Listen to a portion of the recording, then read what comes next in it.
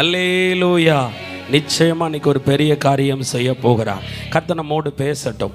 பேச பேச அற்புதம் நடக்க ஆரம்பிக்கும், அதிசயம் நடக்க. விசுவாசிங்க, உங்கள் எல்லைகளில் கிரியை செய்ய ஆரம்பிப்பார்.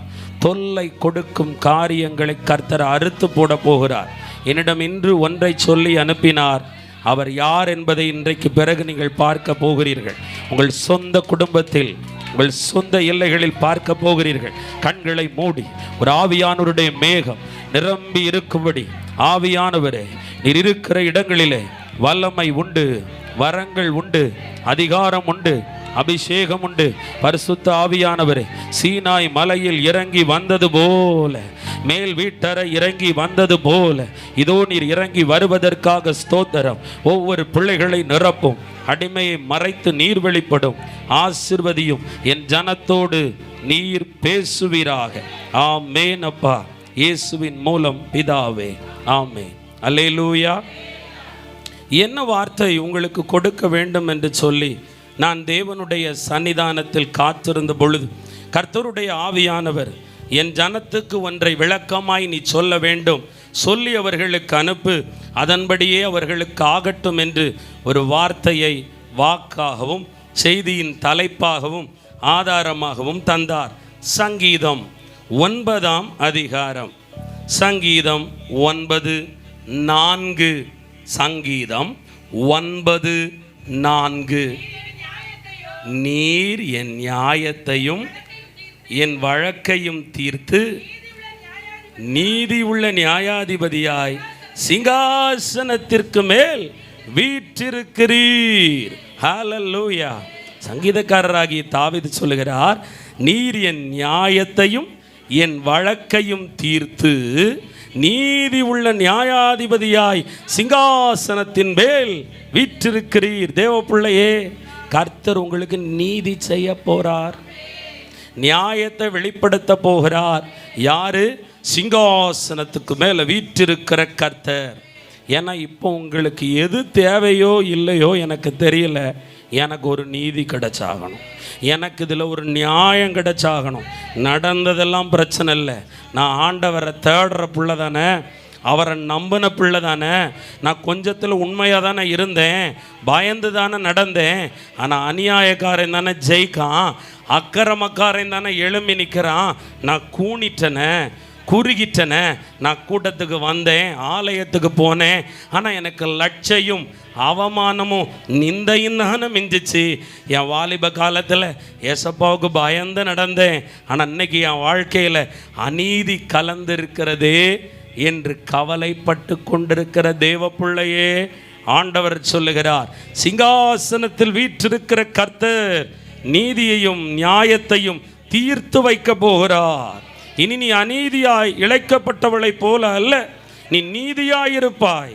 ஏன்னா உன்னை பார்த்து சொன்னாங்க, நீ சொல்லாததை நீ தான் சொன்னான்னு, செய்யாததை நீ செய்தாய் என்று சொன்னார்கள், எடுக்காததை எடுக்கல என்று உன்மேல் அநியாயமாய் பழிச்சாட்டினார்கள். அவரவர் இச்சைக்கு உட்பட்டு இழுக்கப்பட்டு சோதிக்கப்பட்டவுடன் உன் எல்லைகளில் உள்ளவர்கள் குற்றப்படுத்தினது யார் தெரியுமா? ஒன்ன. எல்லாம் ஒன்னால வந்துச்சு. பிள்ளை கிட காரணம் யாரு? நீதான். புருஷன் கிட காரணம் யாரு? நீதான். உன் குடும்பம் லட்சணத்துக்கு மாற காரணம் யாரு? நீ. யாரெல்லாம் பழி போடுகிறார்கள்? மாமி, மாமனார், மருமகள், மருமகன், பேர பிள்ளைகள், சொந்த பிள்ளைகள், சொந்த கணவன் கூட நமக்கு நீதியை பேசுவது இல்லை. அநியாயம். உடன்பிறப்புகளாக இருக்கலாம், ஆமேன், உன் ஊழியத்தில் உள்ளவர்களாக இருக்கலாம், வேலையில் உள்ளவர்களாக இருக்கலாம், தொழிலில் உள்ளவர்களாக இருக்கலாம், பக்கத்து வீட்டுக்காரர்களாக இருக்கலாம். எல்லா பழியையும் உன்மேல் சுமத்தி உன்னை கண்ணீரில் நடத்த வைக்கிறார்கள் அநீதிக்காரர்கள். ஆனால் ஆண்டவர் சொல்லுகிறார், இன்று நான் நீதி உள்ள நியாயாதிபதியாய் வெளிப்படுவேன். இனி அக்கிரமம் சுமத்தப்பட்ட உன் தலை நிமிரப் போகிறது. அப்படின்னா அநியாயக்காரனை கர்த்தர் அருவருக்கிற காலம் வந்தது. ஆமேன்.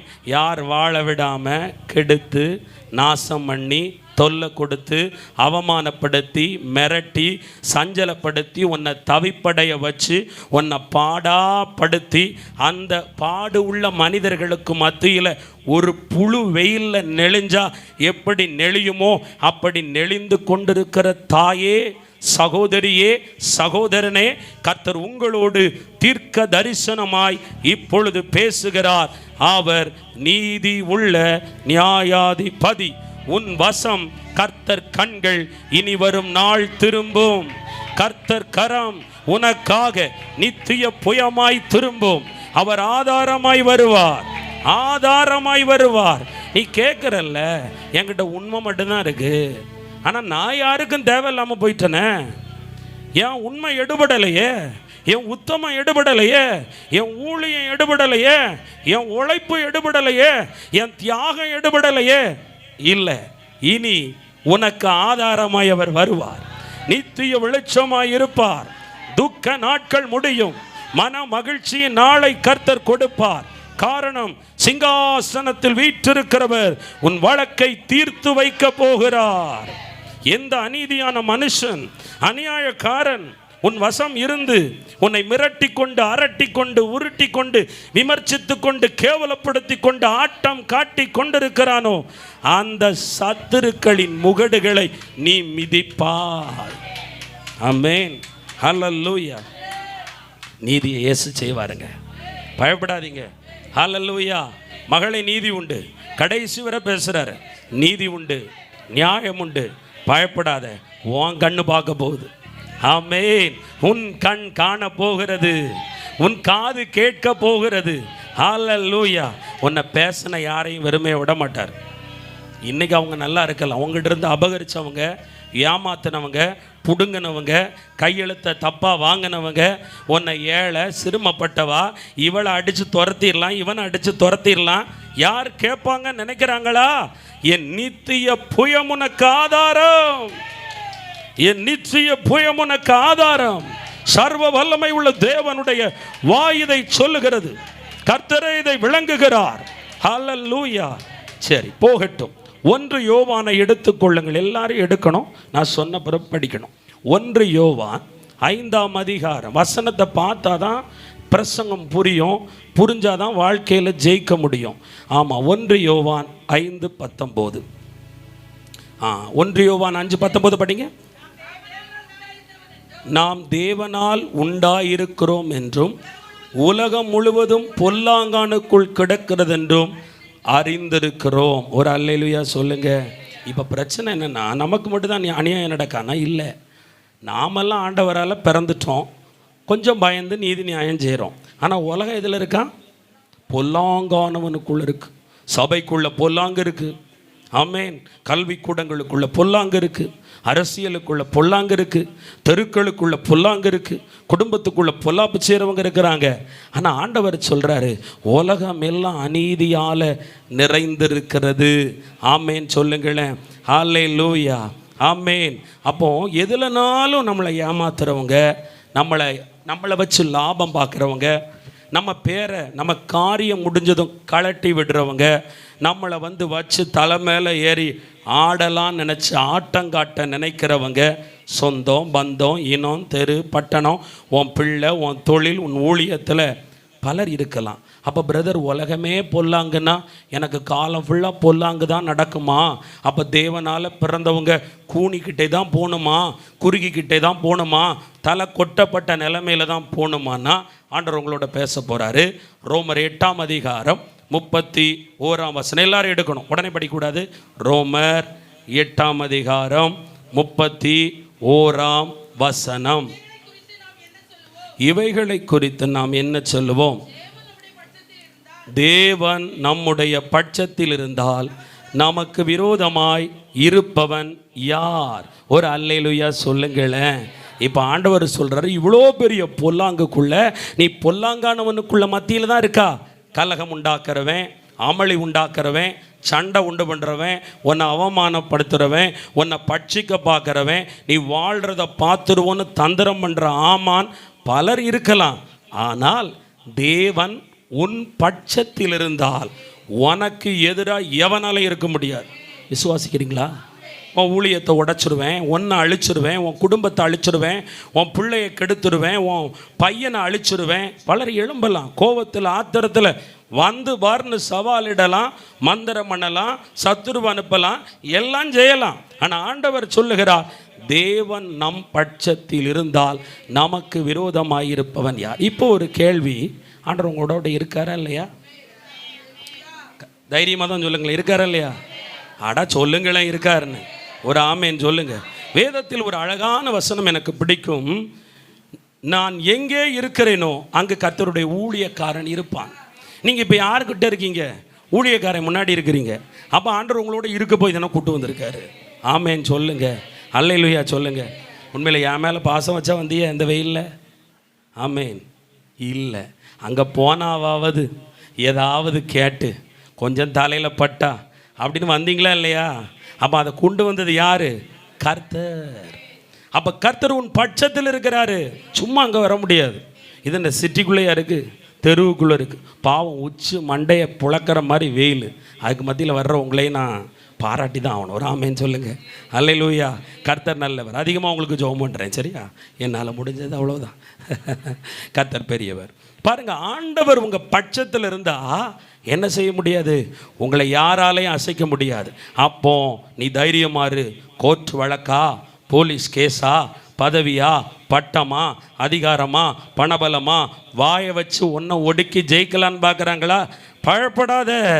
உன் பட்சத்தில் 1000 பேர் வந்தாலும், உன் மகன் மகா கணவன் பட்சத்தில் 1000 பேர் வந்தாலும், 16,000 பேர் வந்தாலும் இது ஒன்று அணுகாது. எது இப்போ ஒன்றை கலங்கடிச்சுக்கிட்டு இருக்கே, உங்கள் நிம்மதியை ஒன்று கெடுத்துக்கிட்டு இருக்கே, ஆமேன், உங்கள் சமாதானத்தை கெடுக்குத, கர்த்தர் அதை ஒன்றும் இல்லாமல் போக பண்ணுவார். வேரோடு முறித்து போடுவார். கர்த்தர் கண்ணாபினமாக நம்புங்க, ஆமேன் சொல்லுங்க. நிச்சயமாக முடிவு தருவார். நீ இங்கிருந்து போகும்போது அந்த முடிவை கண்களுக்கு முன்பு பார்ப்ப. கர்த்தர் உனக்காக வழக்காடுறத பார்க்க போற, ஆமேன், உனக்காக நியாயம் விசாரிக்கிறத பார்க்க போற. உன் எல்லைகளில் உள்ள சத்துருக்களை முகங்காட்டி வந்தவனை, அவன் முகத்தை பார்த்து நீ பயந்த, முதுகு காட்டி ஓடுறத பார்க்க போற. கைகளை தட்டு, கைகளை தட்டு. ஒரு வழியாய் வந்தவன் 7 வழியாய் தலை தெறிக்க ஓடுவான், தலை தெறிக்க ஓடுவான்.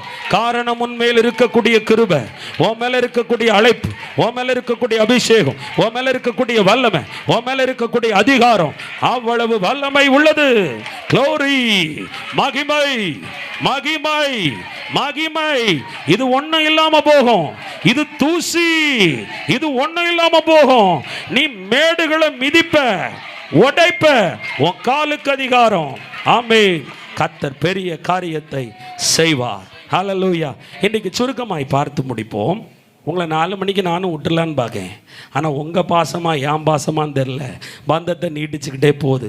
பரவாயில்ல, சீக்கிரமாக செய்திக்குள்ளே போய்டுறேன். ஒரு ஹல்லேலூயா சொல்லுங்களேன். ஆமாம், சங்கீதம் 18:17 முதல் தலைப்பு, முதல் 3 காரியம் முடிஞ்ச வரை பார்ப்போண்ணே.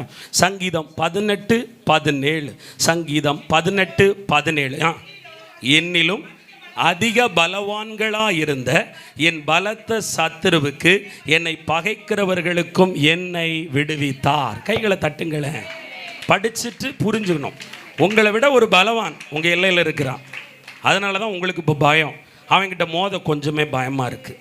ஏன்னா அவங்ககிட்ட பதவி இருக்குது, அதிகாரம் இருக்குது, திமிர் இருக்குது, கோபம் இருக்குது, எரிச்சல் இருக்குது. அல்லது அவன் சாக்கடை குப்பை, என்ன வேணாலும் செய்வான், என்ன வேணாலும் செய்வான், அவள் வாய் பேசுவான். நீ பயப்படலாம். ஆனால் கர்த்தர் உன்னிலும் அதிக பலவானாக இருக்கிற உன் சத்துரு உனக்கு விரோதமாக பண்ணுறத கர்த்தர் ஒன்றும் இல்லாமல் பண்ணுவார். முதல் தலைப்பு, சத்துரு நம்ம மேலே இடுகிற தீர்ப்பை கர்த்தர் மாற்ற போகிறார். சத்துரு சில தீர்ப்பை உனக்கு வச்சுருக்கான். எண்ணி இத்தனை நாளில் நான் இதை செய்து முடிக்கேன் பாரு, நான் உன்னை ஒன்றும் இல்லாமல் ஆக்கிறேன் பாரு. ஆமேன். சிலர் மூஞ்சுக்கு ஒரு நேராக பேசுனாங்க, சிலர் மறைஞ்சு இவளை வாழ விடாமல் பண்ணுறேன் பாரு, வாழ விடாமல் பண்ணுறேன் பாரு அப்படின்னு மனுஷன் போட்டியில், பொறாமையில், பெருமையில், அகம்பாவத்தில், ஆணவத்தில், திமிரில், அல்லது அவனுக்கு வாழ வழியில் எத்தனை பண்ணணுங்கிற நிலைமையில் உனக்கு விரோதமாக அவன் பலவானாக இருந்து பல சதி செய்யலாம். கர்த்தர் அவன் வச்ச தீர்ப்பை உன் கணவன் வாழ்க்கையிலிருந்து மாற்றுகிறார், பிள்ளையின் வாழ்விலிருந்து மாற்றுகிறார். உன் தொழில், உன் நிலம், உன் வீடு, உன் ஊழியம், உன் சபை, உன் குடும்பம் எல்லாவற்றிலும் இருந்து கர்த்தர் மாற்றப் போகிறார். ஹல்லேலூயா. பயப்படாதீங்க. கர்த்தர் செயல்பட போறார். கர்த்தர் இறங்க போறார். கர்த்தர் தாம் பிள்ளைக்காக எந்த லெவல்லையும் இறங்கி வருவார். ஆமென். அது எப்படி இறங்குவாரா பிரதர்? நான் சொல்கிறேன், நமக்காக மரண பரியந்தம் தன்னை தாழ்த்தி பாதாளத்தின் வாசலுக்கு போயிட்டு வந்துட்டார். நம்ம கூட அங்கே போகலல்ல. பாதாளத்தின் வாசல் என்ன? நரக வாசல் வர போய் அங்கே 3 நாள் தங்கி, ஆமென். எப்படி தங்கினார்? அபிஷேகத்தோடையா? பிதாவால் கைவிடப்பட்ட நிலைமையில் தங்கி வந்த தேவன் இன்னைக்கு ஆஃப்டர் ஆல் நீ மாட்டியிருக்கிற ஒரு சின்ன பிரச்சனை, ஆமேன், என்ன பிரச்சனை? பிஸ்கோத்து பிரச்சனைன்னு சொல்லுங்களேன். அதை கர்த்தர் ஒன்றும் இல்லாமல் ஆக்கிடுவார். ஆமேன். உனக்காக இறங்கி வருவார். ஆமேன். உன்மேல் வைக்கப்பட்ட தீர்ப்பு, சிலர் சொல்லுவாங்க வயசான காலத்தில் பிச்சை எடுத்தது சாகும் பாரு, இதுகளுக்கு ஒன்றும் கிடைக்காது பாரு. உன்னை குறிச்சவனா தீர்ப்பு சொல்லிட்டு போனானா, தீர்ப்பு எழுதி கொண்டு போனானா, அவன் தீர்ப்பு அல்ல, அந்த பலவானுடைய தீர்ப்பை மாற்றி நீதி உள்ள நியாயாதிபதி உன்னை ஆசீர்வதிக்கும் வாக்கை கொடுக்கிறார். அல்லேலூயா. இப்போ பிரச்சனை புரிஞ்சுக்கிடணும். யார் இந்த பலவான்? 1 பேதுரு. எல்லாரும் எடுங்க. 1 பேதுரு எடுத்து படித்தாதான் எனக்கு கொஞ்சம் உங்களை தூங்காமல் பார்க்க முடியும். ஏன்னா தலை கொஞ்சம் குழியுதா. சிலர் நித்திரையிலே இருக்கும் பொழுது பரவாயில்ல, என் பிரசங்கத்தில் தியானத்திலே இருக்கிறாங்களேன்னு எனக்குங்கிறது நம்பிக்கையாக தான் இருக்குது. ஆனால் அது ஆழ்ந்த தியானமாக இருக்குன்னு பிறதான் தெரியுது. ஒரு அல்லேலூயா. பாருங்கள், இப்போ பெரட்டுங்க, பக்கத்தெல்லாம் சொல்லாதீங்களேன், எல்லோரும் கஷ்டப்பட்டு பெரட்டுட்டு. 1 பேதுரு 5ஆம் அதிகாரத்தை திருப்புங்க. அக்கா பக்கம் சொல்லுங்க. இப்போ 321 புதிய ஏற்பாட்டில். ஆமேன். இப்போ 5:8 படிங்க. தெளிந்த புத்தி உள்ளவர்களாயிருங்கள், விழித்திருங்கள், ஏனெனில் உங்கள் எதிராளியாகிய பிசாசானவன் கெர்ச்சிக்கிற சிங்கம் போல எவனை விழுங்கலாமோ என்று வகை தேடி சுற்றி திரிகிறான். இப்போ அந்த பலவான் நம்ம மச்சான் இல்லை, நம்ம பெரியப்பாவோ அண்ணனோ இல்லை. புரியுதா? பக்கத்து வீடு எதிர் வீடு இல்லை. அவங்க பொல்லாத மனுஷங்களாக இருந்து பாவம் செஞ்சதுனால பிசாசுனால உண்டாக்கப்பட்டாங்க. அப்போ அவங்கள இயக்குறது யார்? பிசாசு. கணவன் மூலமாக எதிர்ப்பு வரலாம், அவரே அநீதி செய்யலாம், பிள்ளை மூலமாக கூட அநீதி செய்யலாம். ஆனால் ஏன் இது நடக்கு? பொல்லாத பலவானாகிய பிசாசு. சிலர் சொல்லுவாங்க, இன்றைக்கி என்ன நாள் அமாவாசையா, இவரை ஏவிதான் விட்டுருக்கு. யாரை? வீட்டுக்காரரை. ஒரு அல்லேலூயா சொல்லுங்களேன். நானும் ஒரு அக்கா சீரியஸாக சொன்னாங்க, பிரதர் ஏவிதான் விட்டுருக்கு. பரவாயில்லையே, அக்காவுக்கு கண்ணு தெரிஞ்சு ஏவன் ஆவிலாம் தெரிஞ்சிட்டு போல. நமக்கு அது எப்படின்னு அனுபவத்தை கேட்போன்னா, யார் அக்கா சொன்னீங்க, எப்படி வந்துச்சு? என் வீட்டுக்காரரை தான் சொல்கிறேங்க. அங்கே ஒரு அல்லேலூயா சொல்லுங்கள். பிசாசு என்ன விட்டுருக்கான்? ஏவி விட்டுருக்கான். யாரை? பேய. எதுக்கு? அவன் பொல்லாத பலவான். அவன் யாரையும் இயக்குவான். யாரை இயக்குவான்? ரட்சிக்கப்படாதவங்களை, ஏசப்பான்னு கூப்பிடாதவங்களை, முழங்கால் போடாதவங்களை, பைபிள் தூக்காதவங்களை பிடிச்சிக்கிடுவான். பிடிச்சிட்டு வந்து என்ன செய்வான்? ஒன்று ஆட்டி படைச்சிக்கிட்டே இருப்பான். ஆமேன். எடுத்தவங்க வாசிக்கலாம் திருப்பி. யோவான், நீ தூங்கவே விட மாட்டேன். யோவான் 10ஆம் அதிகாரம், முடிவோடு தான் வந்திருக்கேன். 10ஆம் அதிகாரம் 10ஆம் வசனம். ஒரு எல்லாரும் எடுத்துக்கிட்டோம். பாவம் நிறைய பேருக்கு யோவான் எங்கே இருக்குன்னே தெரில, தேடி கண்டுபிடிக்கிட்டு. 141 யோவான் 10ஆம், எனக்கும் தெரியாதுங்க, உங்கள் கூடயே சேர்ந்துக்கிறேன். யோவான் 10ஆம் அதிகாரம் 10ஆம் வசனம். திருடன் திருடவும் கொல்லவும் அழிக்கவும் வருகிறானே அன்றி வேறு ஒன்றுக்கும் வரான். நானோ அவர்களுக்கு ஜீவன் உண்டாயிருக்கவும் அது பரிபூர்ணப்படவும் வந்தேன். அப்போ அவன் எதுக்கு வாரான்? திருட வருகிறான். அடுத்தது அழிக்க வருகிறான், கொல்ல வருகிறான். ஆனால் ஆண்டவர் எதுக்கு வந்திருக்காரு? நன்மை உண்டாக்க. அப்போ உங்கள் வீட்டில் கணவன் மனைவி உறவை, பெற்றோர் பிள்ளைகள் ஒழுக்கத்தை, படிப்பை, ஞானத்தை, வருமானத்தை அழிக்கிறது யார்? நம்ம சொல்லுவோம், இவன் குடிச்சே என் குடும்பத்தை அழிச்சிட்டான் பிரதர். இல்லை, அது குடிவெறியின் ஆவி அவருக்குள் வந்து அழித்து கொண்டிருக்கிறது. ஆமேன். இப்படி பிடிச்சிட்டு அவன் ஓடிடுவான். நீங்கள் அவன் கையில் வச்சிருக்க ஆயுதத்தை பாக்கிய, ஆனால் ஆயுதமாக இருக்கிற அவனை பார்த்தா அழித்து விடலாம். ஒரு அல்லேலூயா சொல்லுங்க. எல்லா பயல்களும் ஏமாத்த தானே செய்கிறானுங்க. ஏமாத்துறது அவன் இல்லை, அவனுக்குள்ள இருக்கிற பொய்யன், பொய்க்கு பிதா உன்னை பொய் சொல்லி ஏமாற வைக்கிறான். ஆவியின் கண்கள் திறந்தால் அவனை நீ அடிக்கலாம். ஒரு ஆமேன் சொல்லுங்க, ஒரு அல்லேலூயா சொல்லுங்களேன். தேவ பிள்ளையே, இப்போ பாருங்க, நாம் நினைக்கிறோம் இந்த யோபுவை வச்சு பார்ப்போம். யோபுவுக்காக தேவன் அண்டைக்கு போனான் சாத்தான், தேவனுக்கு ஈக்குவலாக நின்று பேசி யோபுவை பார்த்து யோபுவை கொஞ்சம் என் கையில் தா அப்படின்னு சொல்லி எனக்கு விரோதமாகவும், இது கொஞ்சம் முந்திரி கொட்டைகள் நம்ம நினைப்போம், நமக்கு விரோதமாகவும் பெர்மிஷன் வாங்கிட்டு வந்து என் வீட்டை பாடாப்படுத்துகிறான். அப்போ சாத்தான இயேசுவும் ஒன்றா நிகரானவங்களா நாம் நினைக்கிறோம். பயங்கர பவர் இருக்குது பிரதர், ஏன்னா உலகத்தின் அதிபதினு சொல்லிட்டார்ல. உண்மைதான், இல்லைங்கல்ல. ஆனால் தேவனை விட அவன் பெரியவன் கிடையாது. ஒரு அல்லேலூயா சொல்லிருங்கள. ஆனால் நம்ம தேவனை விட அவனை பெரியவன் நினைக்கிறதுனால தான் நம்ம பிரச்சனை பெருசாகிக்கிட்டே போகுது. ஒரு அல்லேலூயா சொல்லுங்க. சில பேருடைய வீட்டுக்குள்ளே போய் விண்ணப்பம் கேட்டால், பிரதர் பிசாசு மூத்தவனை போட்டு பாடாப்படுத்துது பிரதர், பிசாசு அவனை மட்டுமா படுத்துது, வந்து இளையவன் ஒருத்தர் இருக்கான், அவனுக்குள்ளே பெரிய பேய் இருக்குமாங்க. என்ன பேய் இருக்கான் சொல்லுங்க? பெரிய பேய். சரி, எல்லாத்தையும் விட்டுட்டு ஆமாம் கணவருக்குள்ளே யார் இருக்கா? பேய்க்கெல்லாம் அதிபதி இருக்காராம். ஒரு ஆமேன்னு சொல்லுங்க. உங்களை மாதிரி ஆட்கள் சொல்கிறது தான் சொல்கிறேன். ஒரு அல்லேலூயா சொல்லுங்களேன். பேய் இருக்கு. சரி, எல்லாம் பேய்னு அந்த எதிர் வீட்டுக்காரி பாருங்க, அவளை பார்த்தா பேயை பார்க்கவே வேண்டாம் பிரதர், சுற்றி பேயாளாக இருக்கேன். ஆக மொத்தம் அக்கா வீட்டுக்கு கூட்டிட்டு போய் பேயின்னு 70 நேரம் பேசியிருக்காங்க, இயேசுன்னு பேசவே இல்லை. இப்போ அக்காவுக்கு வருத்தம், அடுத்த வாரம் என்ன கூப்பிடலை. எதுக்கு தெரியுமா? நான் ஜெபத்தில் பேயை பற்றி பேசலையா? நான் என்ன பேசணுமா? இதோ மகளே, பேய் உனக்கு விரோதமாக எழும்பி வருகிறது, பேய் உன்னை அழிக்க போகிறது. ஏன்னா முந்தி வந்தவர் அதை சொல்லிட்டு போனாராம். நான் சொல்லலையா? நான் எப்படி அவனை சொல்லுவேன்? என்ன ஆண்டவர் அவனை சொல்ல எனக்கு கற்றுக் கொடுக்கவில்லை. ஒரு அல்லேலூயா சொல்லுங்க. நானும் பிசாசுன்னா என் வாய் அப்படி பழிச்சு போவோம். மோசமான வாய் இந்த வாய், சொன்னால் அப்படி நடந்துடும். நான் அதனால் பாம்புன்னு அவனுக்கு ஏன் உருவம் கொடுக்குறேன்? ஒரு அல்லேலூயா சொல்லுங்க. இப்போ சொல்லாதது வருத்தம், அதனால் கூப்பிட மாட்டேங்க. பரவாயில்ல, கர்த்தருக்கு ஸ்தோத்திரம், தப்பிச்சேன் பிழைச்சவங்கிட்ட இருந்து. ஒரு ஆமேன்னு சொல்லுங்களேன். அப்போ கர்த்தர் அவனை அழகாக படைச்சிருந்தார், ஆரம்பத்தில் மேன்மை கொடுச்சிருந்தார். அவன் மரகதக்கல் கோமேதக்கல் அதுக்கு நடுவில் தான் இருந்தான். ஆனால் ஆண்டவரை விட உயர்வேன்னா ஆண்டவரை விடலை, தட்டி கீழே தூக்கி போட்டார். ஒரு அல்லேலூயா சொல்லுங்க. அப்பமே அவனுக்கு தட்டு விழுந்துட்டு. ஒரு அல்லேலூயா சொல்லுங்களேன்.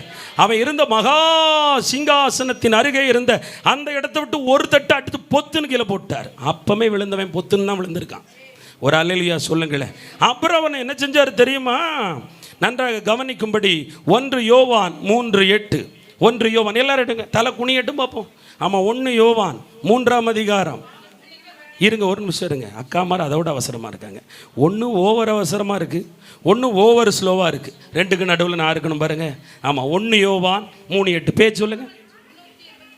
327ஆம் பக்கம். இப்போ சொல்லுங்க. பாவம் செய்கிறவன் பிசாசினால் உண்டாயிருக்கிறான், ஏனெனில் பிசாசானவன் ஆதி முதல் பாவம் செய்கிறான். பிசாசினுடைய கிரியைகளை அழிக்கும்படியே தேவகுமாரன் வெளிப்பட்டார். கைகளை தட்டுங்க கொஞ்சம். எதுக்கு இயேசு வந்தார்? ஆமாம், நம்ம கிறிஸ்மஸ் தாத்தாவை பார்த்தே கிறிஸ்மஸ் கொண்டாட வந்துட்டாருன்னு நினச்சிட்டோம். அதான் பாதி பிரச்சனை. நமக்கு கிறிஸ்மஸ்னால் துணி எடுக்கணும், இறைச்சி சாப்பிடணும், வான்கோழியாக இருக்கணும். ஆமேன். வேறு என்னெல்லாம் இருக்கணுமோ தெரில, எதையோ அறுத்து எதையோ செய்கிறோம் பாருங்க.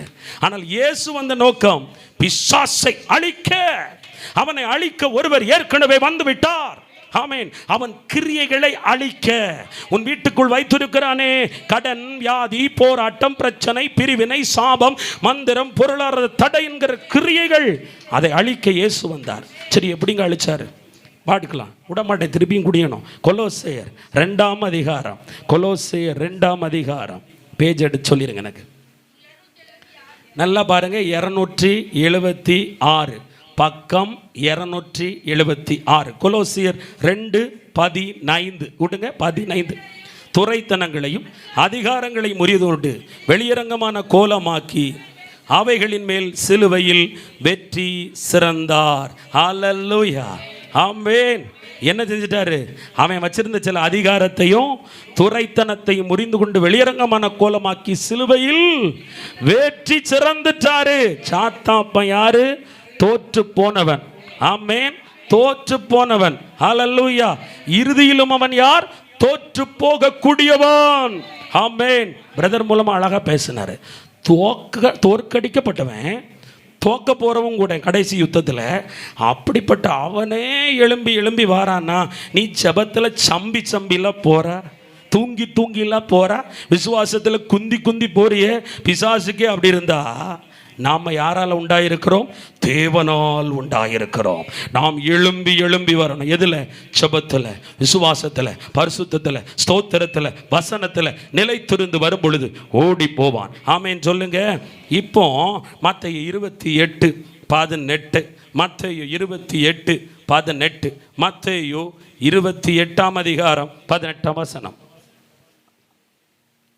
அப்பொழுது இயேசு சமீபத்தில் வந்து அவர்களை நோக்கி, வானத்திலும் பூமியிலும் சகல அதிகாரமும் எனக்கு கொடுக்கப்பட்டிருக்கிறது. ஹலோ, உலகத்தின் அதிபதினு பேய் கையில் தான் உலகம் இருக்குன்னு நினைக்காதீங்க.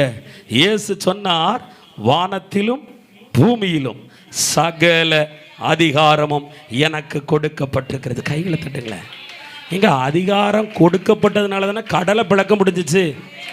அது பழைய ஏற்பாட்டில். இயேசுவே வரலப்போ சாத்தானுக்கு ஆணியை அடிக்கலை. ஆணியை அடிக்காததுக்கு முன்னாடி அவன் பல்ல பிடிங்கிட்டார். ஆமேன்னு சொல்லுங்க. அவன் தந்திரத்தை பிடிங்கிட்டார். அவன் தந்திரம் என்ன? மக்கள் அந்த வழியாக போக விட்டு கடலில் சிக்க வச்சு பார்வோன் சேனையில் சேதாரம் பண்ணணும்னு. ஆண்டவர் அவன் தந்திரத்தை அன்னைக்கே உடைக்க தடையை பிளந்தார், எரிகோவை வீழ்த்தினார். ஆமேன். யுத்த களத்தில் சத்துருக்களுடைய ஒருவர் பட்டயத்தை ஒருவர் உருவி கொலை செய்யும்படி செய்தார். இயேசு பராக்கிரமசாலி. அவரால் அரசாங்கத்துக்குள்ளே தலையிட முடியும், இராணுவத்துக்குள்ளே தலையிட முடியும், இயற்கைக்குள்ளே தலையிட முடியும். சகல அதிகாரமும் இயேசுவுக்கு கொடுக்கப்பட்டிருக்கிறது. உன் வீட்டுக்குள் பிசாசுக்கு அல்ல, இயேசுவுக்கு அதிகாரம் இருக்கு. சாபத்துக்கு இல்லை, பாவத்துக்கு இல்லை, இயேசுவுக்கு அதிகாரம் இருக்கு. ஆமேன் சொல்லுங்களேன். அவர் அழிக்கவும் கொல்லவும் திருடவும் வந்தவர். சரி பிரதர், போட்டோம். இந்த காலை அப்பப்போ இழுத்து வச்சுக்கிட்டது அது யாரு? அது யாருன்னா கொஞ்சம் கண்ணு தெரியாத குருடன், மூளையே சுத்தமாக இல்லாத பைத்தியம், அந்த ஆவி. அப்போ எதை வச்சு சுற்றிச்சு? வாழை வச்சு சுற்றி இருக்கு. அப்போ நீ என்ன செய்யணும்? ஆமேன். நீங்கள் அழிச்சிட்டுங்கிறீங்க, எல்லாம் சொல்கிறீங்க, வந்து பாருன்னு நிற்குதே. நிற்கிறவனுக்கு என்ன செய்யணும்னா, எடுங்க லூக்கா 10:10, லூக்கா 10 எடுங்க. லூக்கா 10 பாருங்க. உங்கள் எல்லாரையும் பிரசங்கியார் ஆக்கணும்னு நினச்சிருக்கேன், அதனால தான் எடுக்க போட்டிருக்கேன். லூக்கா 10:19. இருங்க அக்கா இருங்கக்கா. லூக்கா 10:19 எடுங்க. இப்போ அக்கா படிங்க. இதோ சர்ப்பங்களையும் தேள்களையும் மிதிக்கவும் சத்துருவினுடைய சகல வல்லமையை மேற்கொள்ளவும் உங்களுக்கு அதிகாரம் கொடுக்கிறேன், ஒன்றும் உங்களை சேதப்படுத்த மாட்டாது. கைகளை தட்டுங்களேன், கர்த்தருக்கு ஸ்தோத்திரம் சொல்லுங்களேன். இந்த வசனத்தில் அப்பா சொல்றாரு, என் பிள்ளை உனக்கு அநீதி இழைச்சிருக்க, அநியாயம் வந்திருக்க, உனக்கு அக்கிரமம் நடந்திருக்க, இந்த சத்துருவாகிய சர்ப்பம் இருக்கு பாரு, இந்த தேள் இருக்கு பாரு, அதை மிதிக்க நான் உனக்கு அதிகாரம் கொடுத்திருக்கிறேன். ஆமென், ஹல்லேலூயா. அதனால் பயப்படாத, கர்த்தர் உனக்கு அதிகாரம் கொடுத்துருக்கு. புரியுதா? சத்துரு ஒரு தீர்ப்பு வச்சிருக்கான், நம்ம அழியணும், சாகணும், கொல்லப்படணும்னு. ஆனால் சாத்தான் யார்? அதிகாரம் முழுவதும் படைக்கப்பட்டவன் அல்ல, அவன் வெளியரங்கமான கோலமாக உருவி எடுக்கப்பட்டவன். ஒரு ஆமேன் சொல்லுங்க. சிலருக்கு பயம், தலை வலிச்சிட்டுனா ஐயோ என் தலைக்குள்ளே கட்டி இருக்கும் போலையே. ஆமேன், ஒரு அல்லேலூயா சொல்லுங்க. என்ன இருக்குமா? கொட்டி. அடுத்தது நெஞ்சுங்க முட்டிடக்கூடாது. எனக்கு ஹார்ட் அட்டாக் வரப்போகுது, ஐயோ. பிள்ளைகளுக்கெல்லாம் சொல்லி அனுப்புறதாயும் இருக்குது. பாவம் பையன் பிள்ளை அங்கேருந்து ஆள் அனுப்புனா அது நேரத்து முந்தானத்தை வச்ச சாம்பார், அதை சாப்பிட்டா அப்புறம் அடைக்காமல் என்ன செய்யும்? ஒரு அல்லேலூயா சொல்லுங்களேன், ஒரு ஆமேன்னு சொல்லுங்க. அதுவும் அசன்ன குழம்பு சாம்பாரை சாப்பிட்டு இங்கே கழிக்குது, அங்கே குத்துது, ஒரு அக்கா அங்கே குத்துது, இதுவும் உள்ளே இன்னமும் இருக்குமோ? நல்லா இருக்கும். ஒரு ஆமேன்னு சொல்லுங்க. தோண்டி பார்த்தா பழைய சாதமாக தான் உள்ளே இருக்குது, மிச்சம் பிடிக்கிறதுக்கு. ஒரு ஆமேன்னு சொல்லுங்க. நான் சொல்லுகிறேன், பயப்படாதே. சத்துரு பல் பிடுங்கப்பட்டவன். நான் ஜீவனையும் நன்மையும் பரிபூரணமும் உண்டாக வந்தேன். அவன் அழிக்க வந்தான், கொல்ல வந்தான், திருட வந்தான். ஒரு அக்காவுக்கு பாருங்க, நல்லா ஜெபிக்கிற ஒரு அக்கா, நல்லா ஆண்டவரை விசுவாசிக்கிற அக்கா, திடீர்னு ஒரு இடத்துல கட்டி டாக்டர்கிட்ட போனாங்க, பயோப்சி போனாங்க, கேன்சர்னு வந்துட்டு. ஐயோ என்னை இயேசு கைவிட்டு விட்டாரே, ஐயோ என் ஆண்டவர் என்னை இப்படி விட்டு விட்டாரே. எந்த மருத்துவ ரிப்போர்ட்டில் சத்துரு வைத்த கையெழுத்து என்ன? கேன்சர். ஆவியானவர் சொல்லி கொடுத்தார், மகளே, நான் உன்னை கொல்லுகிற தெய்வமா? நான் உன்னை அழிக்கிற தெய்வமா? நீ ஏன் அப்படி சொல்லுகிறாய்? நான் பிசாசானவன், கொல்ல வந்தவன். அப்போ வியாதியை கொடுத்து கொல்றது பிசாசு, ஆனால் நான் யாரு? நன்மை உண்டாக்க வந்தவன், பரிபூரணம் அடைய செய்ய வந்தவன். வசனத்தை காமிச்சாராம். அக்கா ஜெபிச்சாங்களாம். ஜெபம் ஜெபம் ஜெபம். என் இயேசு எனக்கு நன்மை, என் இயேசு எனக்கு பரிபூரணம், என் இயேசு எனக்கு சௌக்கியம் என்று ஜெபிக்க ஜெபிக்க ஜெபிக்க திருப்பி போய் 6 மாசம் கழிச்சு ரிப்போர்ட் பார்த்தா நோ கேன்சர், நோ கேன்சர். காரணம், அதை அழிக்கும் அதிகாரம் உன் வாயில், அதை மிதிக்கும் அதிகாரம் உன் காலில், அதை நசுக்கும் அதிகாரம் உன் முழங்காலில், அதை துரத்து விடும் அதிகாரம் உன் ஜெபத்தில் இருக்கிறது. ஜெபிக்கிற பிள்ளையே, நீ அதிகாரம் பெற்ற பிள்ளை. சர்ப்பத்துக்கு மேல, தேளுக்கு மேல, பிசாசுக்கு மேல, மந்திரத்துக்கு மேல, மனுஷ ஆவிக்கு மேல கர்த்தர் உனக்கு பராக்கிரமத்தை கொடுத்திருக்கிறார். ஒரு அல்லேலூயா சொல்லுங்களேன். ஆமென். ஏன் ஏசப்பா பிரபுகிதியோண்டவா பேயை அழிக்கணும் அப்படின்னு சொல்லி தர மாட்டாரு. நீ போய் பேயை அழிக்கணும். ஆமென். விசுவாசிக்கிறவர்களால் நடக்கிற அற்புத அடையாளங்கள் ஆவன. ஒரு ஆமேன் சொல்லு. நீ நம்புனா அந்த வியாதி இப்போ உங்ககிட்ட இல்லை. நீ இப்போ நம்ப அந்த பிரச்சனை உங்ககிட்ட இல்லை. அந்த போராட்டம் உனக்கு இல்லை. அந்த தடை மாறுது. நீ விசுவாசி. இயேசு உன்னோடு பேசுகிறார். இது நடக்காது, இது முடியாது, இது கிடைக்காது, இது வாய்க்காது, இது நீ வாய்ப்பு இல்லை, இது இப்படித்தான், இது விதிதான் உன்னை வாழ வைக்குதே சில தீர்ப்பு. அது சூழ்நிலம் அல்ல, சாத்தான். ஆனா கர்த்தர் நன்மை பரிபூரணம். வரப்போகும் மாதம் நன்மையை அனுபவிப்பாய், பரிபூரணம் அடைவாய். உன் பிள்ளை படிப்பில் நன்மை அடையும், வாழ்வில் பரிபூரணம் அடையும், நீ உயர்வடைவாய். ஒரு ஆமேன் சொல்லுங்க. ஸோ இங்கே வலிச்சா, இங்கே வலிச்சா, இங்கே வலிச்சா ஐயோன்னு வாயில் பிசாசினுடைய ஆயுதத்தை வைக்காதீங்க. எனக்கு ஏதோ இருக்குன்னா அப்படி இருக்கும், எனக்கு ஒன்றும் இருக்காதுன்னு சொல்லணும். நானும் ரொம்ப பயப்படுவேன், பார்த்துக்கோங்க. எனக்கும் பயம் வரும். நான் பயப்படும் போதெல்லாம் இயேசு எனக்கு ஒன்றை சொல்லுவார். இது ஒன்றும் இல்லைடா, இது ஒன்றும் இல்லாமல் உன்னை விட்டு போகும் என்று சொல்லுவார். அவர் சொல்லுவதை உணர முடியும். ஆனால் சிம்டம் பயங்கரமாக இருக்கும். ஆஸ்பத்திரி போனால் தான் முடியும்னு இருக்கும். கர்த்தர் சொல்ல, இது ஒன்றும் இல்லை, இது ஒன்றும் இல்லை. நானும் அப்படியே சொல்லுவேன், ஒன்றும் செய்யாது ஒன்றும் இல்லை என்பேன், அப்படியே ஆகும். இதை தாங்க நானும் தலை தொட்டு. யாராவது என்கிட்ட அடிக்கி சொல்லுவாங்க, பிரச்சனையை 1/2 மணி நேரம் சொல்லுவாங்க. அவங்க எதிர்பார்க்குறது அண்ணன் 1.5 மணி நேரம் அதுக்கு பதில் சொல்லுவார்னு. நான் எல்லாம் கேட்டு அது ஒன்றும் செய்யாது. ஏன் அந்த கூட்டத்துக்கு வர மாட்டேங்க? ஆமாம், அவங்ககிட்ட போய் சொன்னால் ஒன்றும் செய்யாதுங்க. என்ன செய்யாதான்? ஒன்றுமே சொல்லலையா? ஒன்றும் செய்யாதுன்னா எங்க ஒன்றும் செய்யாதுங்கிறது எவ்வளோ பெரிய வார்த்தை. ஊழியக்காரன் வாயிலிருந்து வருகிற வார்த்தைகளை நான் அந்த ஒரு வார்த்தையை என்ன நம்பி அனுப்புகிறேன்? இயேசுவை நம்பி சொல்லி அனுப்புகிறேன், இயேசுவின் நாமத்தில் சொல்லி அனுப்புகிறேன். அது மேலே நம்பிக்கை இருக்காது. இவன் டீட்டெயில்டாக சொல்லலையே. அது பெண்களுக்கு இருக்குது பாருங்க, விளக்கி சொல்லணும், உயிரே பேரும். ஒரு ஆமேன்னு சொல்லுங்க. என்ன தம்பி மாறே பாரு, கேமராவில் பார்த்து மாட்டி விடக்கூடாது. என் அன்பு தேவ பிள்ளை, தைரியமாயிருங்கள். கர்த்தர் தமது பார்வைக்கு நலமானதை செய்வார். நான் ஒரு எடுத்துக்காட்டை வேதத்திலிருந்து உங்களுக்கு சொல்லட்டும். ஆமேன். கிதியோனின் காரியத்தை சொல்ல விரும்புகிறேன். இந்த இஸ்ரவேலர்களை மீதியானியர்கள் மிகவும் துன்பப்படுத்தினார்கள். அந்த மீதியானியர்கள் எப்படி இருந்தாங்க அப்படின்னா, பலத்த சேனையாக இருந்தார்கள், யுத்த வீரர்களாக இருந்தார்கள். ஒரு சமயம் இந்த இஸ்ரவேல் தேசத்து மக்கள் குடியிருக்கிற பகுதியில் மீதியானியர்கள் நுழைந்து எல்லாத்தையும் தீக்கரையாக்கிட்டு எல்லா உணவு தானியங்கள் எல்லாம் மூட்டை மூட்டையாக கொண்டு போயிட்டாங்க. பார்த்துக்கோங்க.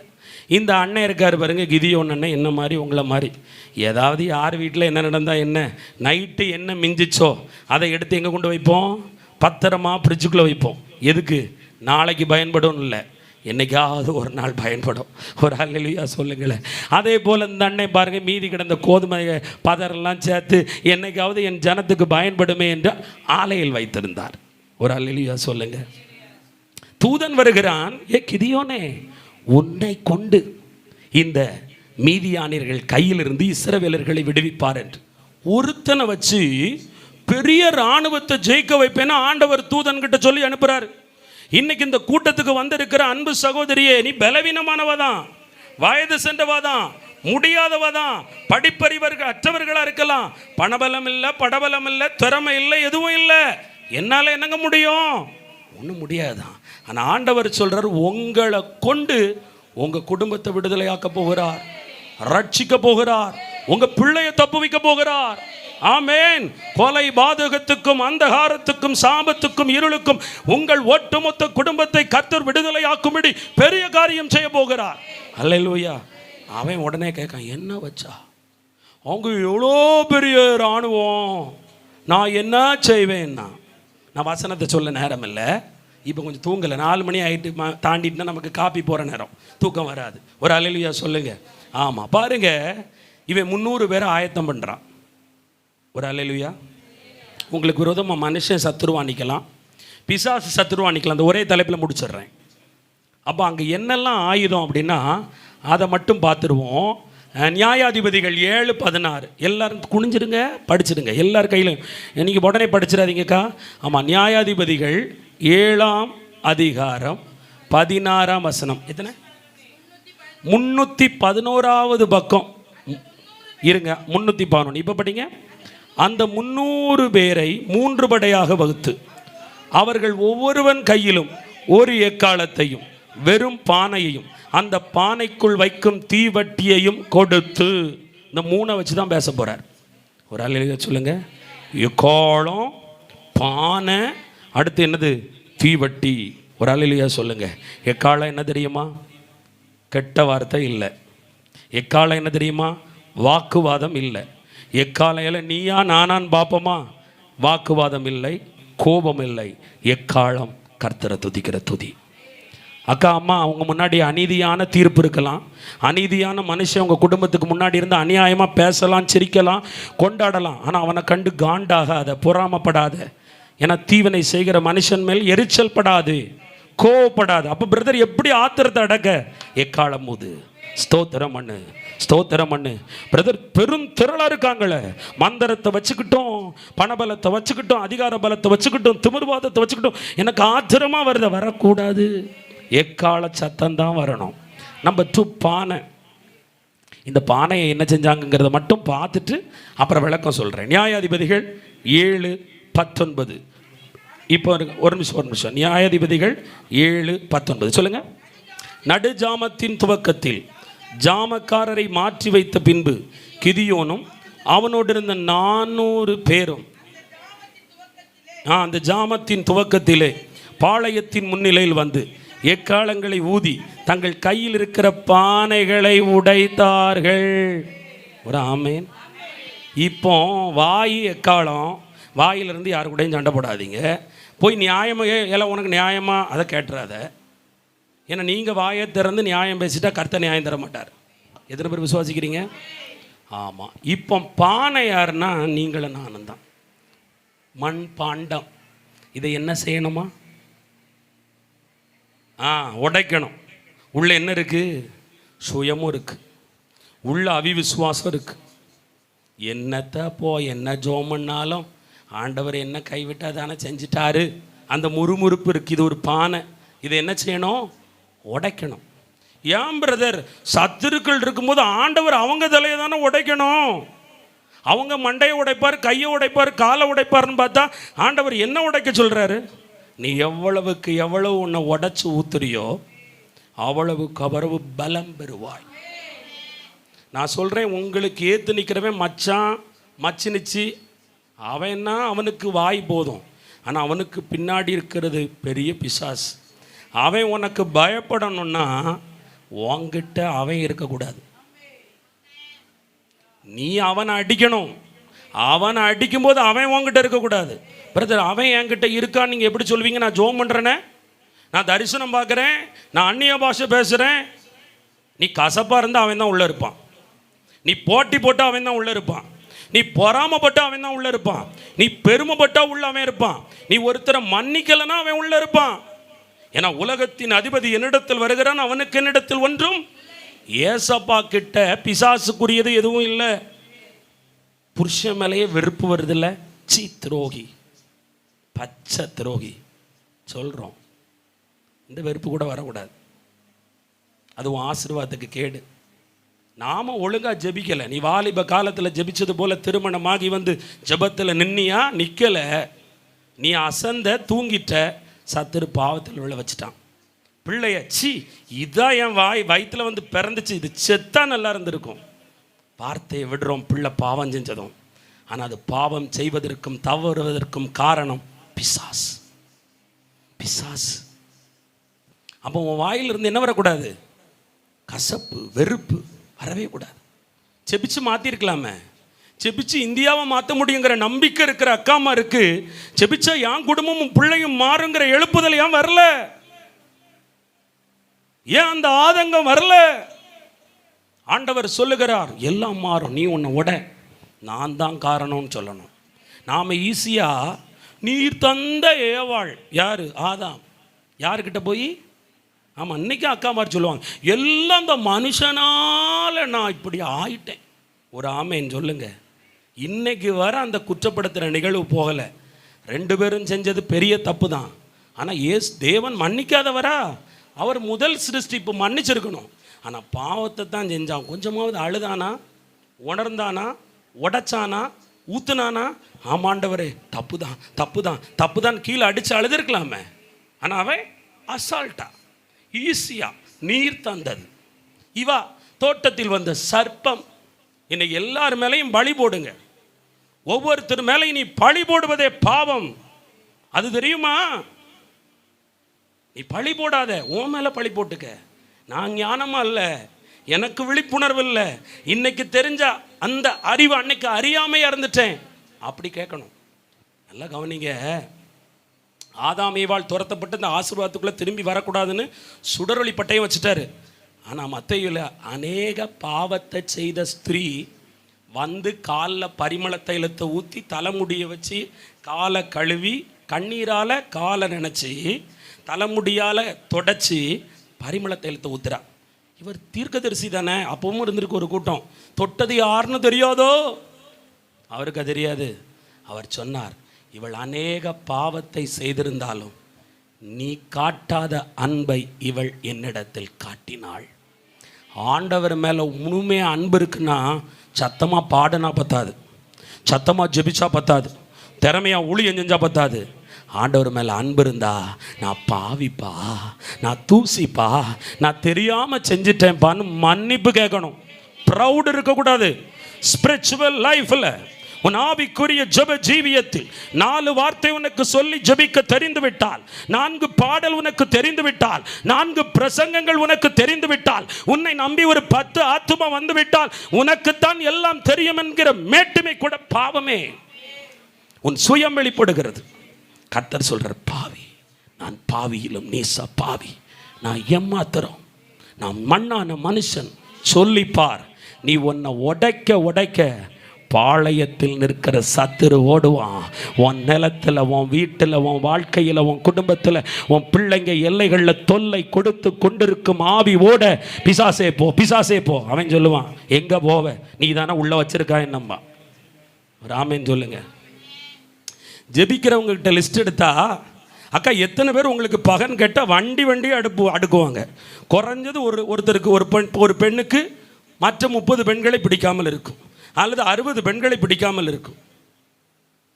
என்னதான் இருந்தாலும் அவா மன்னிச்சிட்டேன் ஆனாலும் அப்படி சொல்கிறோமோ இல்லையா? மாமியார் மேலே கசப்பு, நாச்சனார் மேலே கசப்பு. ஆமாம், அவங்க அநியாயம் செஞ்சாங்கல்ல, அப்புறம் கசப்பாக தான் இருக்கும். நீ யாரு? வேதத்தை தூக்குனா நீ யாரு? சிலுவை சுமக்கிறவள். கசையடி உன்மேல் கொடுக்கிறவர்களையும் நீ நேசிக்க வேண்டுமே. இயேசு சொன்னார், நான் வழி, நான் சத்தியம், நான் ஜீவன் என்றாரே. அவரை பின்பற்ற வேண்டாமா? ஒரு அல்லேலூயா சொல்லுங்களேன். போச்சு, வண்டிலாம் கவுந்துட்டு. ஏன் தெரியுமா? ஆரம்பம் நல்லா இருந்துச்சு, இப்போ அங்கே தொட்டு இங்கே தொட்டு என் குணத்தில் கை வைக்காரு. அந்த ஒரு குணத்தை வச்சு தானே நான் என் வீட்டில் நான் பாடுபடுத்திக்கிட்டு இருக்கேன் நீங்கள் நினைக்கிறீங்க. ஒரு அல்லேலூயா சொல்லுங்கள். ஆண்டவர் முன்னாடி உங்களை உடைங்க. ஆமேன். கடன்கிற பேயை ஓடுனா அது கூடவே வரும். ஒரு அல்லேலூயா சொல்லுங்கள். ஆண்டவரோடு இருங்கள். ஆண்டவர் உங்களோடு இருப்பார். உங்களை விட்டு விலகவே மாட்டார். உங்களை ஒரு நாள் விட்டு கொடுக்க மாட்டார். ஒரு அல்லேலூயா சொல்லுங்களேன். இந்த கிதியோனை பாருங்கள், பானை உடைத்தான். அடுத்தது அங்கே என்ன இருக்கு? உள்ள தீவெட்டி இருக்கு. தீவெட்டி என்ன தெரியுமா? இதை படிக்கணும், இதை தான் தூக்கணும். ஒரு பிரச்சனை ஒருத்தர் பண்ணுனா நாம் இதில் அதுக்கு என்ன பதில் இருக்குன்னு பார்க்கணும். ஒரு வியாதி வந்தால் இதில் என்ன பதில் இருக்குன்னு பார்க்கணும். அல்லது நமக்கு பார்த்து விளங்கலைன்னா நம்ம இப்படி ஜெபத்துக்கு போகும்போது ஆண்டவர் அங்கே சத்தியத்தை அனுப்புவார். இன்றைக்கி அனுப்பிக்கிட்டு இருக்கார், உங்கள் கூட அனுப்பிக்கிட்டு இருக்கிறார், உங்களோட பேசிக்கிட்டு இருக்கார். இது உயர்த்தினா அந்த இடம் வெளிச்சமாக இருக்கும். இயேசுன்னு சொன்னால் மட்டும் வெளிச்சம் வராது. இயேசுவின் வார்த்தையின்படி சுபாவங்கள், வாழ்க்கைகள், பழக்க வழக்கங்கள் மாறும் பொழுது வெளிச்சம் வரும். கொஞ்சம் கஷ்டமாக இருக்குல்ல? கிறிஸ்தவம் என்பது கடினம் நிறைந்தது தான். எதில் கர்த்தர் சொல்கிறபடி நடக்கிறது கொஞ்சம் கஷ்டமாக இருக்கும். கீழ்ப்படிந்திருந்தால் பிசாசு ஓடி போவான், உங்களை விட்டு ஓடி போவான். ஆமென். நீங்கள் கிறிஸ்துவுக்கு கீழ்ப்படிந்து, வார்த்தைக்கு கீழ்ப்படிந்து, வசனத்துக்கு கீழ்ப்படிந்து பிசாசுக்கு எதிர்த்து நின்றால் அவன் ஓடி போவான். ஒரு அல்லேலூயா சொல்லுங்களேன், ஒரு ஆமேன் சொல்லுங்க. கர்த்தர் பெரியவர், கர்த்தர் பெரிய காரியங்களை செய்வார். எத்தனை பேருக்கு பிரசங்கம் புரிஞ்சிச்சு? அல்லேலூயா. நியாயத்தை செய்ய வேண்டுமானால், நீதியை செய்ய வேண்டுமானால் உன் எதிராளியானவன் பிசாசானவன் என்பதை நீ விளங்கி கொள்ள வேண்டும். அந்த பிசாசு இயேசுவை விட பெரியவனா? உலகத்தின் அதிபதியா? இல்லை. அவனை ஆல்ரெடி தள்ளிட்டாரு. அவனை சிலுவையில் ஆணியடிந்து வெற்றி சிறந்துட்டாரு. அடுத்தது சகல அதிகாரமும் இயேசு எனக்கு இந்த பூமியில் உண்டென்று சொன்னார். அந்த பிசாசை உங்கள் கையிலையும் என் வாழ்க்கையிலையும் சும்மா விட்டுட்டு போகல, அவனை மிதிக்கவும் அவன் கிரியைகளை அழிக்கவும் அதிகாரத்தை கர்த்தர் உங்களுக்கும் எனக்கும் கொடுத்துட்டு போயிருக்கிறாரு. ஆமென். உலகத்தில் இருக்கிறவனிலும் உங்களில் இருக்கிறவர் பெரியவர். அதுக்கு தான் நமக்கு கிதியோனை கொண்டு வந்து நிறுத்தினார். கிதியோன் தன் வாழ்க்கையில் அந்த மீதியானியர்களை ஜெயிக்க காரணம் தன்னை உடைத்தான். அந்த அநேக பாவத்தை செய்த அந்த ஸ்திரீ விலை உயர்ந்த அந்த பரிமள தைலத்தை உடைத்து ஊற்றினது போல பாவத்தின் அடையாளத்தை, பாவ உறவை, பிடிவாத குணத்தை, ஆமேன், கசப்பான குணத்தை, கோபத்தை, எரிச்சலை உடைச்சு ஊற்றிருங்க. ஆமேன். தெரியாமல் மருமகா சொல்லிட்டா, தெரியாமல் மருமகன் பேசிட்டாரு, தெரியாமல் என் மாமியார் பேசிட்டாங்க, தெரியாமல் எங்கள் அப்பா பேசிட்டாங்க, அவங்க செய்கிறது இன்னதென்றவர்களுக்கு தெரியலை, அவங்கள மன்னிங்கப்பான்னு கேட்குற ஒரு ஜெப வீராங்கனை குடும்பத்துக்கு தேவை. ஆமேன். கர்த்தர் சித்தப்படி ஜெபிக்கிறவர்கள் தேவை. ஜெபித்து பாருங்கள், ஜெயம் எடுக்கலாம். எழும்பி நிற்கலாம். செய்தி தொடர்ந்து திங்கள் செவ்வாய் தொடரும். திங்கள் காலை 10 to 12. நீங்கள் வெளியிலிருந்து வந்தால் வரலாம், திரும்பி அனுப்புவதற்கு வேணால் வாகன வசதிகள் செய்து கொடுக்கலாம். காலை 10 to 12 செவ்வாய் காலை 10 to 12, மதியம் 2 to 3:45 வரை உங்களுக்கு கூட்டம் இங்கு நடைபெறும். குடும்ப ஆசீர்வாத ஜெபம் புதன்கிழமை நடக்காது, சாம்பர் புதன் அங்கே ஆலயத்துக்கு போக வேண்டும். அதனால் திங்கள் காலை, செவ்வாய் காலை, செவ்வாய் மத்தியானத்தோடு அந்த குடும்ப ஆசீர்வாத கூடுகை நடைபெறும். முன்னிரவு ஜெபம் நாளை மாலை 6:30 மணிக்கு சரியாக ஆரம்பித்து 8:30 மணிக்கு முடிந்துவிடும். ஏனென்றால் சில விருந்து வீடுகள் ஆங்காங்கே அநேகருக்கு இருப்பதினால் அதற்கு வசதியாக வருபவர்களுக்கு ஆட்டோக்கள் ஒழுங்கு செய்து கொடுக்கப்படும். இரவு உணவும் வழங்கப்படும். கைகளை வலதுகரத்தை உயர்த்தி ஆமேன், ஸ்தோத்திரம் அப்பா. ஒரு கவி பாட்டு, ஹல்லேலூயா, இதுக்கு ரிலேட்டடா ஜெபம். அப்பா இயேசுவே உமக்கு ஸ்தோத்திரம். நீதிமான்கள் அடவிட மாட்டார். ஹல்லேலூயா. கர்த்தர் சொல்றார், உன்னை நீதிமானாய் கண்டேன், இரத்தத்தால் கழுவப்பட்ட பிள்ளை. ஆண்டவர் உன்னோட தெளிவாக பச்சை பிள்ளைக்கு பேசுறது போல பேசியிருக்கார். இன்னும் புரியலைன்னு சொல்லக்கூடாது. சத்தியத்தை அறிஞ்சுக்கோ. தாயே, சகோதரியே, உனக்கான நாள் இனி நீ போகும்போது ஜெயம் எடுக்க வேண்டும். ஹல்லேலூயா, ஸ்தோத்திரம் அப்பா. நீதிமான் தள்ளாட விட மாட்டார், நித்தமும் காத்து நடத்திடுவார். நீதிமான் உங்களை தள்ளாட விட மாட்டார். நீங்க அசைக்கப்படுவது இல்லை. காத்து நடத்திடுவார். கர்த்தர் மேல் பாரத்தை வைத்து விடு, கலங்கி தவிக்காதே. அவரே உன்னை ஆதரிப்பார், அதிசயம் செய்வார். கர்த்தர் மேல் பாரத்தை வைத்து விடு, கலங்கி தவிக்காதே. அவரே உன்னை ஆதரிப்பார், அதிசயம் செய்வார். வாழ்வை கர்த்தருக்கு ஒப்பு கொடுப்போம், அவரே எல்லாம் வாய்க்க செய்வார். வாழ்வை கர்த்தருக்கு ஒப்பு கொடுப்போம், அவரே எல்லாம் வாய்க்க செய்வார். கர்த்தர் மேல் பாரத்தை வைத்து விடு, கலங்கி தவிக்காதே. அவரே உன்னை ஆதரிப்பார், அதிசயம் செய்வார். கர்த்தர் மேல் பாரத்தை வைத்து விடு, கலங்கி தவிக்காதே. அவரே உன்னை ஆதரிப்பார், அதிசயம் செய்வார். கர்த்தர் நம் சார்பில் இருக்கும் போது நமக்கு எதிராய் நிற்பவன் யார்? கர்த்தர் நம் சார்பில் இருக்கும் போது எனக்கு எதிராய் நிற்பவன் யார்? கர்த்தர் மேல் பாரத்தை வைத்து விடு, கலங்கி தவிக்காதே. அவரே உன்னை ஆதரிப்பார், அதிசயம் செய்வார். வலது கரத்தை உயர்த்தி, ஆண்டவரே என்னை நான் உமக்கு அர்ப்பணிக்கிறேன், என்னை நான் உமக்கு தருகிறேன். கிதியோனை போல என் சுயத்தை வெறுத்து எனக்குள் இருக்கிற எல்லா காரியங்களையும் உடைச்சு, ஆண்டவரே என் எக்காலம் என் வாய் விரிவா திறந்து ஸ்தோத்திர பலியிட்டு நான் ஜெபிப்பேன். கர்த்தர் இன்றைக்கு சொன்னார், சிங்காசனத்தில் வீற்றிருக்கிற கர்த்தர் உனக்கு நீதி செய்வார், நியாயத்தை விளங்க பண்ணுவார். சத்துரு உனக்கு வைத்த தீர்ப்பை கர்த்தர் மாற்றி அமைக்கிறார். ரீபா லபா ஷகரதரா சந்துட பௌடபா. பிசாசானவன் பலவானாய் இருந்து உன் குடும்பத்தை உன்னை அடக்கி ஒடுக்கி ஆளுகை செய்தானே, அவனை எதிர்க்கத்தக்க வல்லமையை கர்த்தர் உனக்கு கொடுத்திருக்கிறார்.